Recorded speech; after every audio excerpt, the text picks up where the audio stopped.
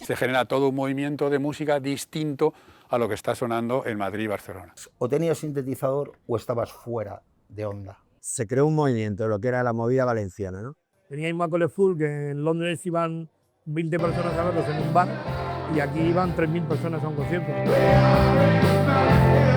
Lo que movía a la gente de toda España y a gente de parte de Europa a venir aquí a Valencia a bailar.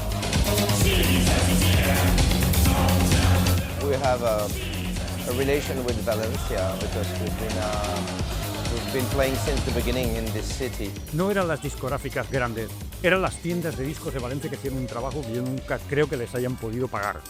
Entonces nosotros tuvimos acceso a muchos discos que no eran famosos internacionalmente. Las influencias que yo tenía en Stuck de lo que estaba saliendo, lo que yo conocía, se iban introduciendo en el tema. Y sobre esto, pues, tocábamos el tema de Wim Mertens, pero con esta versión, mira.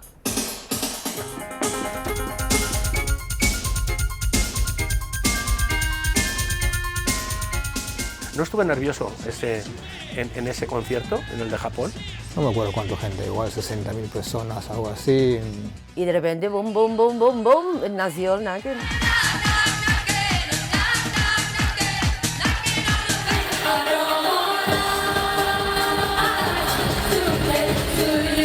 Pues un día les propuse, oye, ¿por qué no me grabáis una base y tal?